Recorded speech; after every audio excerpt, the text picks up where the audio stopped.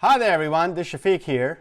Now that you know why validating your product assumption is important, we're going to pivot to answering questions submitted by founders. Steven, are you ready with our first question?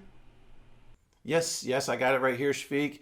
And this question comes from an entrepreneur who's been working on the startup for the past, looks like about a year and a half. And it seems that they're stuck in the market validation phase. All right, this entrepreneur's question is, I came across your series while searching on YouTube. Okay, that's pretty cool, Shafiq. We're happy that YouTube's algorithm matched you guys up to us. And the founder writes, I wish that I'd met you guys 2 years ago before I sunk my savings into producing my product. That's kind of not a good setup.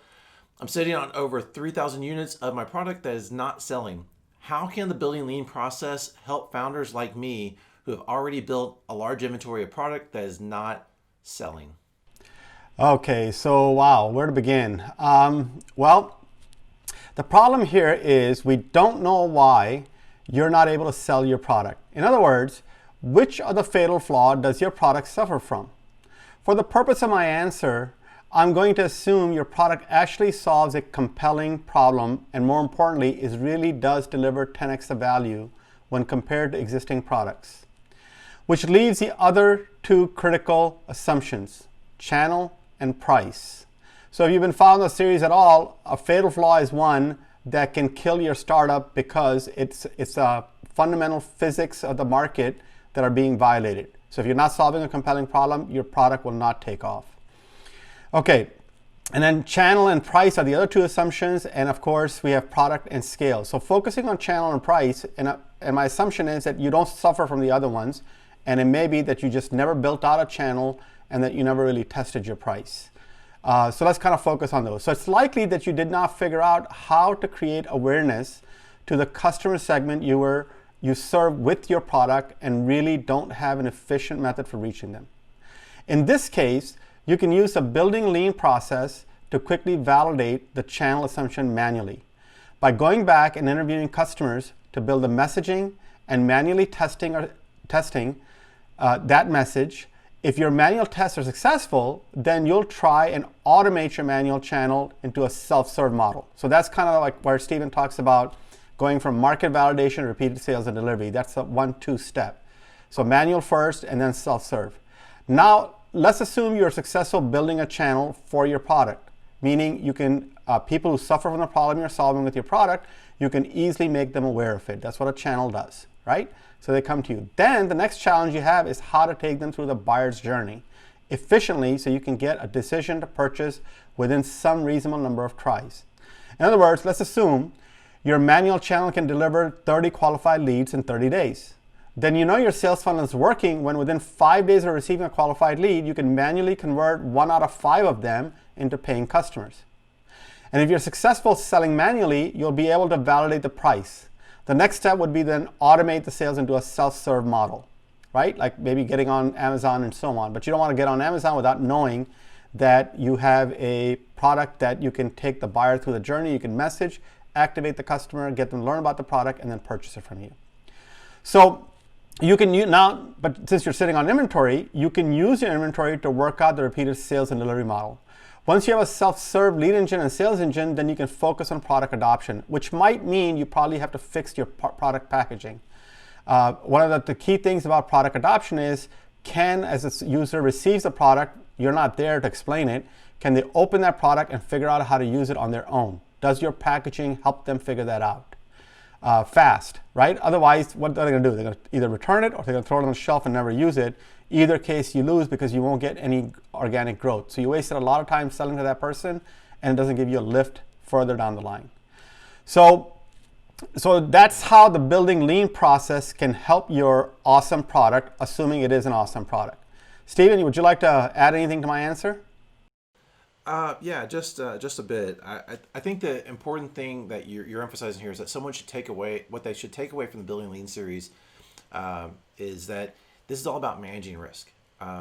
Sometimes we kind of, as entrepreneurs, we forget that. We imagine being an entrepreneur is just something risk is inherent on. And in fact, experienced entrepreneurs understand that the important aspect of what they're doing in their job is managing risk. So in the case of this entrepreneur, while his 3,000 unit inventory is that's a natural worry. It's not the first time we've come across it, and the reality is that 3,000 unit inventory exists.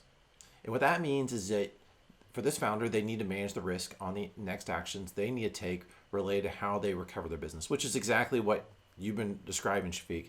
So, in effect, kind of, I'd say the last thing that a founder would want to do is to further or deepen their risk by spending more money on unproven assumptions, especially when it relates to how to attract their customers or generate demand. So being able to take the steps that you just described would help them purposefully, in a lean fashion, work through the business process they need to build, and yet not take inordinate amounts of risk of, say, hiring a sales team or paying somebody to do marketing for them.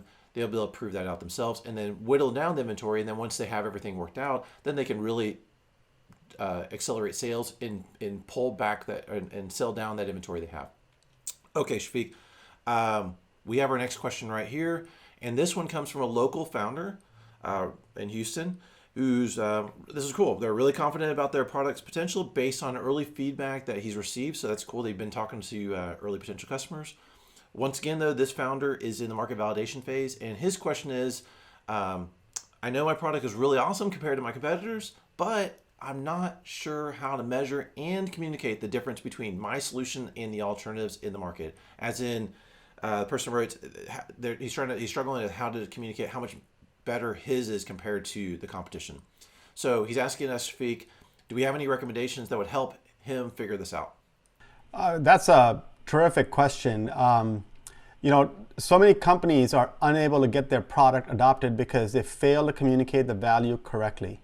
So working out how you can measure the difference and communicate it is really, really important. I can't emphasize that enough. Stephen, can you throw up the slides we have that to demonstrate how some companies measure the difference and then communicate it back? Yeah, okay, cool. So remember, you have to measure how your product or service is solving one or more of the 4 problem dimensions that your customer is currently experiencing.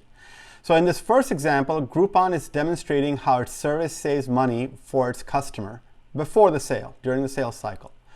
On the left side, this saving is reflected both in the price reduction as well as the prominently highlighted percentage savings.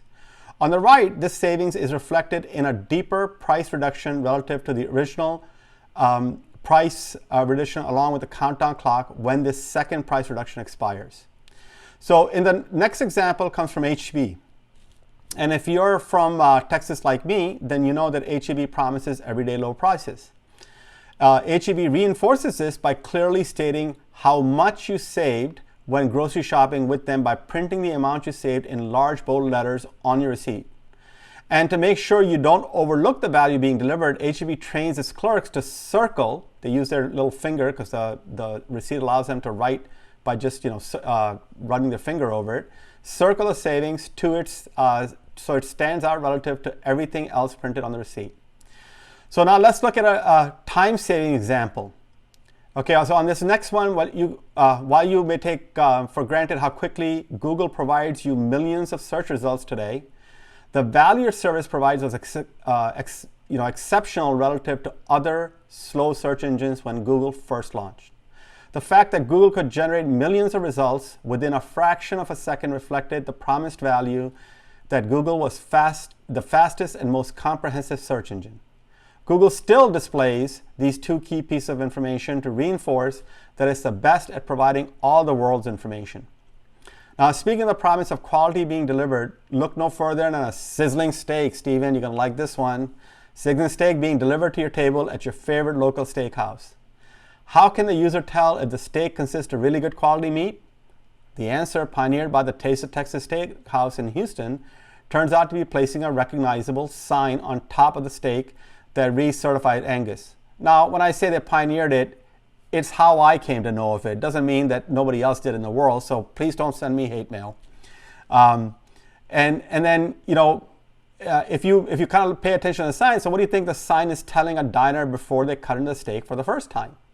That's right, they're about to enjoy a high quality cut of beef.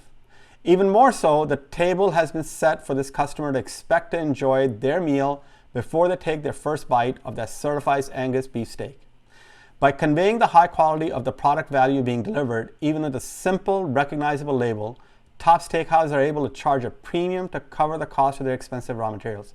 So to answer your question, you need to figure out what dimension of the problem your product solves when compared to the alternative, measure the difference, and then figure out how to communicate that difference. Ideally, you communicate the difference when they just finish using your solution to solve their problem, like we saw in the Google and H-E-B and Texas Steakhouse example. Steven, you got anything to add to that one?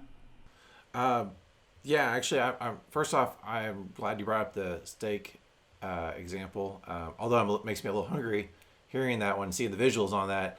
But I do feel like it's redemption from the last time we did Q&A and you tried to explain to me that magic is not real. So I know you're on the right track trying to fix your faults, Shafiq. So I'm glad you bring it. You're speaking to my heart here with steak. Now, you covered a lot of ground and provide a lot of great examples. Matter of fact, actually, one of my favorites is the H-E-B one because as you described, the checkers were trained to take the receipt and physically scratch on the receipt, and it made the when they handed it to the shopper's like, what do you mark it on my receipt? So it drew that attention in. So I think that's really great. Matter of fact, I think actually if I was watching this Q&A, I'd probably scroll back and re-watch your answers to make sure I didn't miss anything in your examples and try to figure out which one of those examples best applied to the product or service I was selling, particularly related to the value proposition. So, and also I think the key takeaway is that that for a founder, your customer has to be able to recognize the value your product delivers. It can't be just something in your own head. It has to be evident that the person can self-recognize. They can even perhaps tell their friends about it in a way that's very natural. So, all right, last question here, Shafiq. And this one comes from a startup that's actually in the second startup phase, focused on repeatable sales and delivery. This founder is concerned about automating their customer delivery process. And let's see, so she writes, we provide services to small business owners. We have some customers that love our services, but they've noticed that their customer churn rate has increased to over 40% in the last 2 quarters alone. The founder writes, how can she and her team go about reducing their customer churn issues? Wow, so customer churn is like one of those sticky topics, and there could be a myriad of reasons why you're having customer churn. So let's kind of, since you already have, you provide a service and you already have customers that like you. I think that's the way I heard that in the question. So since this founder provides a service and they have unsustainable customer churn problem, I'm going to assume that they have delivery issues. In this case, this founder needs to isolate the cause of the customer churn. Because if you kind of think about it, the fastest method for discovering the problem is to perform a lost customer analysis. You should contact the customers that dropped your service and perform a customer discovery to understand why they dropped the service. Now, if you're not sure how to do this and how to get their cooperation, message us, and either Steven and I will take the time to help you out with that process. But doing a lost customer analysis, win-loss analysis, is really important, and you can do that when you've had a customer and then they churn out for you. You're going to learn more out of that process than anything else. But let's assume that we don't know what the answer is. I can't tell, but let me kind of enumerate really quickly through 2 common reasons we see for customer churn, specifically around services. So the first one is the customer drops the service because the vendor fails to deliver on the value promised during the sales cycle. So you sold a service and you might have one or more value props. And you need to understand why, the reason they bought from you to begin with. And that's where a win-loss analysis is really important, understanding what helped you win the business. And then if you lose the business, what caused you to lose it? Because that helps you figure out where you have gaps in your product and why customers are buying from you, both of which are really important in accelerating sales. But to fix the problem of delivery, and this problem, you'll need to understand the gap between what's being promised during the sales cycle versus what you're able to deliver. So if your customers are buying from you because you're promising something, but you really don't have your act together and being able to deliver it yet, you're going to need to adjust and figure out in your sales cycle how to identify those customers who buy on that promise and like delay them till you can fill the gap. Like, put them in the backlog or something, or keep track of them and nurture them, but don't make the sale so you don't have that churn problem until you can fix that gap. And if you can't fix that gap, then stop promising that value prop, because you're not going to be able to deliver it. You can't be out of sync of what you're promising. Now, the second common reason is inconsistent service delivery. And I'm assuming maybe that's what's going on here, is that you have an inconsistent service delivery because your service is highly dependent on staff. And then you have different skill levels of staff that are providing the service. So some customers love service because you have some really good employees. And the high churn rate is primarily driven by the poorly trained employees that are unable to repeatedly provide the service your customers have come to expect or expect as part of the sales cycle. So in this case, the fix is to observe the top performers and to identify the critical skills necessary to successfully deliver the service. Next, you would train up low performers to see if training helps them perform any better. Why go through the steps of training low performers? That's because upskilling employees provides you with a huge benefit. Because it's a huge benefit because you don't have to rely on A players only. A players are very expensive, and if you can train up B players, then you've got a distinct advantage. And more importantly, now you can repeatedly measure to make sure your employees are able to deliver that. Now, there are lots of other reasons you can have customer churn, but these are the ones that come to mind around services. And I would pay attention to one or the other possibility, and feel free to reach out to us. We'll see if we can help you through and figure out quickly why they're churning by doing a customer loss analysis. So, yeah. I guess just to kind of follow up on the founder is in the repeatable sales and delivery phase. How would this help them as they're getting ready to automate their next steps? Well, if they don't have good adoption going on, basically their whole business is at stake, because if they're having customer churn, at some point or another, assuming my iteration 2 was accurate, your employees that are not well trained are going to end up providing the service at some point or another, because the A player went on vacation and so on, to your customer. So your churn is not going to get any better. In other words, if you have high churn now, it won't get better unless you pinpoint what the cause is, right?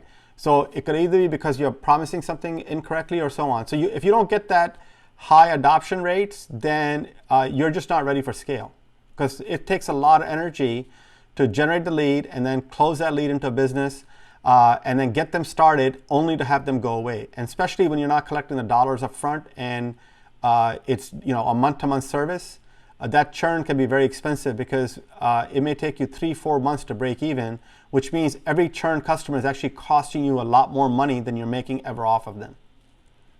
So that's just not a tenable proposition. So they're not ready for scale until they conquer this, Stephen. Okay, this is perfect, Shafik. If you guys are enjoying Shafik's Pearls of Wisdom, I think we're going to have more, so make sure you send in your own questions. I think the important takeaway here is that growing startups just can't ignore the satisfying their customers, even if you have a bunch of customers who love your product, because otherwise, if you don't get a handle on that, you're going to feel like you've ended up on a treadmill, just running in place as you're spending just as much energy adding new customers as you have to basically replace the ones that churn out. And Shafik and I have used that win-loss customer analysis, that follow-up conversation, and it's remarkable how receptive people are to those follow-up conversations. They're willing to help you because you're doing it sincerely and you're making it clear up front that you're not trying to sell them anything. Okay. As a reminder, everyone, in addition to offering our regular incubator membership, we're opening up a special cohort for startups who are interested in running a crowdfunding campaign. So if you have ever tried to run a Kickstarter campaign and failed, or even Indiegogo, or you've had a successful campaign but failed to continue selling your product post Kickstarter campaign, or you're thinking about running a brand new Kickstarter campaign, especially this fall or spring, apply now. Actually, you have to turn the applications in by August 15th, but it's important that go ahead and get your applications in now to join our LeanMastery Incubator's special Kickstarter cohort. The reason why I want you to apply now is that spots are limited, and we're using a rolling admissions process, which means that the quicker you apply, the better chance you'll have to gain one of the remaining coveted incubator spots for this cohort. And we're seeing some really cool companies come through. This Kickstarter cohort begins on September 1st, 2020. To learn more about the LeanMastery Incubator Kickstarter cohort and apply, you can go to leanmastery.co/Kickstarter. Guys, don't miss out on this opportunity to have your Kickstarter campaign fully prepared to be successfully funded, so get your applications in today. Thank you all for watching, and we look forward to helping you be successful in pursuing your startup dreams by building lean.